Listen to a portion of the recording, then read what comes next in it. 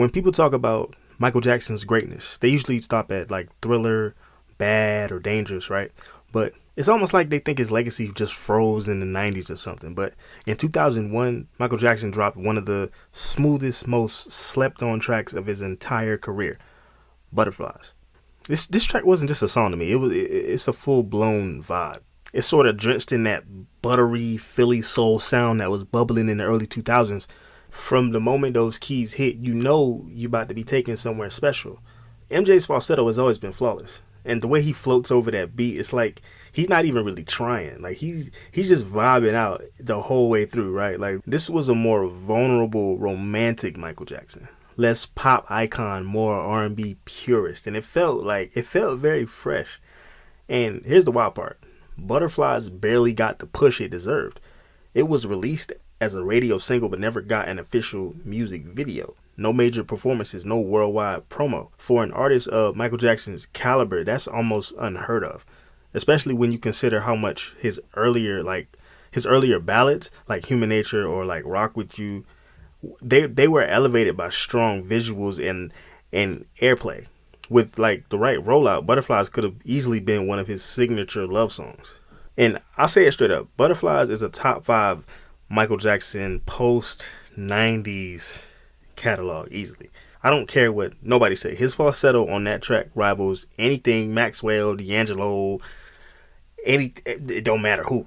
That's grown man R&B done right. And the fact that it got overlooked is criminal. I feel some type of way about that. If you never heard that song, go listen to it. In an era where R&B was leaning more commercial with big budget music videos and dance floor bangers, Vivian Green came through with something raw, personal, and soul stirring. Her 2002 breakout single, Emotional Roller Coaster, it was full of emotional unraveling.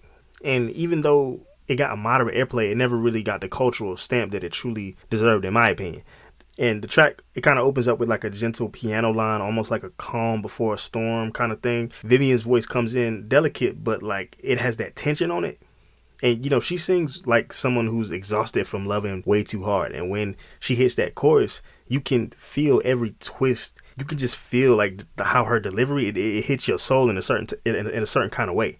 And not just about like with a relationship going wrong, but about like the madness that comes from trying to hold on to something that's breaking you down. And her voice, it hits in all the right places, not out of like weakness, but out of truth. And in 2002, that kind of emotional honesty wasn't always rewarded. Critically, she was respected, but commercially, this song never got the full rollout. No award show performances, no MTV spotlight. It wasn't the kind of like radio friendly sexed up track that labels were pushing hard back then, you know, and because of that, a lot of people either forgot about it or never heard of it in the first place. But for those of us who did hear it, it stayed with us. I would like to think. Like I would remember hearing it on like the radio late at night, even at a young age back then. I felt, you know what I'm saying? I didn't understand it, obviously, but I could feel the pain and the urgency in her voice, even back then.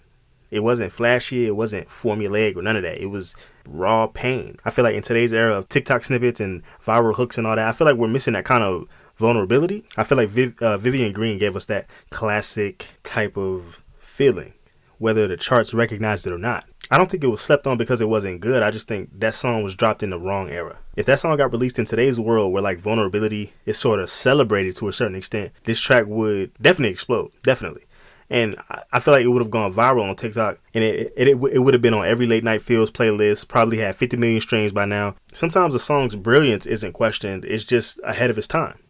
And this was one of those times. When people talk about 2000s R&B, Musiq Soulchild's name gets mentioned, but usually it's for his smoother love joints like Love or Half Crazy. But if we're keeping it real, if we're keeping it a buck, the song that truly set the tone for his whole vibe, Just Friends, it never really got the credit it deserves. It's a classic case of a track that lived in the culture but never fully got its commercial flowers. The beat was warm and laid back, and that bass line was so smooth. And Musiq Soulchild's vocals had this relaxed confidence to it, right? Like, he wasn't trying too hard. He was just talking to a girl, vibing, not pressing her for anything really heavy. It was refreshing, especially at the time when R&B love songs were often either super dramatic or overly sexual. And this track was chill, respectful, effortless, and cool. You know, the whole song was just a chef's kiss.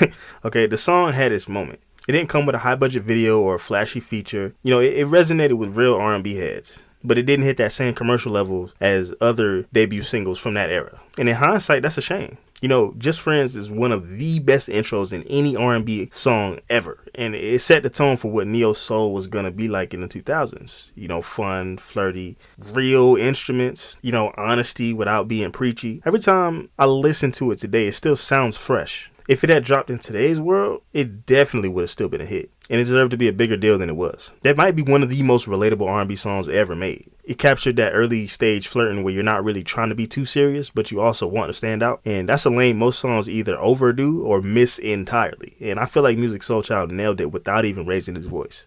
You ever stumble across a song that makes you like stop completely in your tracks? Not because it's loud or flashy, but because it just feels still, right? Like that's exactly what Natalie did in 2005 with her beautiful cover of Denise Williams' Free. This was a cover that didn't really beg for a lot of attention. It earned it through sheer honesty. And Natalie didn't try to reinvent Free into something bigger than what it was. She let the air stay in the room. Where the original floated with that unmistakable 70s freedom, Natalie's version breathed with the calm confidence that really felt like it came from lived experience. You know, she wasn't singing at the listener. She was letting us in.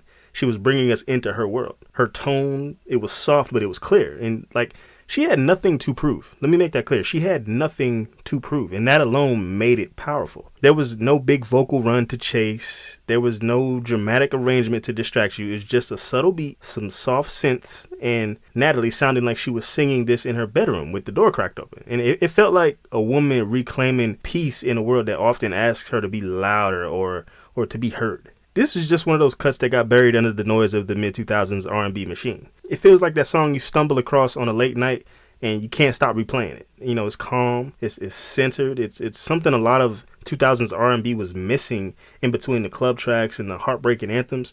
It didn't really need bells and whistles. It didn't really need a lot of that. It just needed ears. It needed people to listen to it.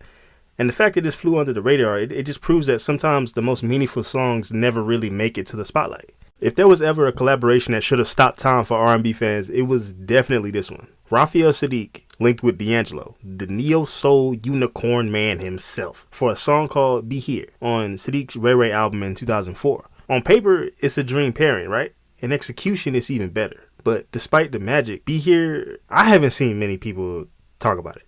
That track really drips with texture. It's a funky but laid back, vintage but yet fresh kind of song. It's so fire. If you haven't heard it, please check it out. You know, Saadiq's bass line walks like it got somewhere to be. You know, while D'Angelo's layered harmonies kind of float in there, it's thick. It's nice and thick. Like you ever walk into a room where like an incense is burning and it's like the smoke is real thick? It's thick like that. You know, the chemistry is effortless. There's no ego in the room, just two master craftsmen having a conversation in melody. And it's that kind of track you don't just hear, you sit in it, you wallow in it, you stew in it, you know, and it only gets better with time.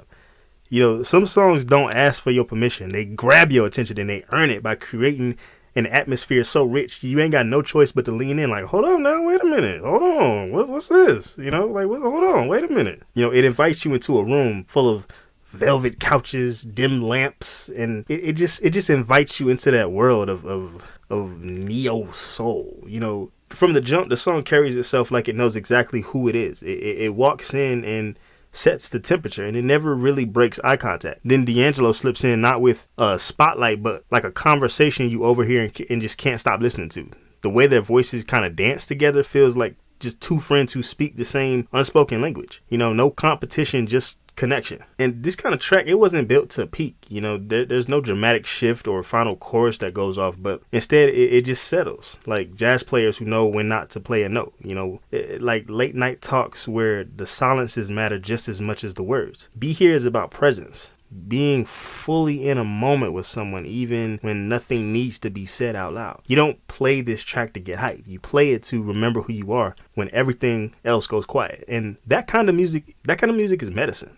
That kind of music is healing. I feel like Be Here is what happens when an artist ignores all the trends and just creates from the soul. It's low-key brilliant, you know, and if this had came out in an era with Tiny Desk concerts, I feel like it would be rediscovered and worshipped. And this song was never meant to be a hit. I don't think it was meant to be on like I don't think it was meant to be a chart chaser, but it was meant to be a moment. And sometimes those moments get lost. But that's why we bring them back. Cheers.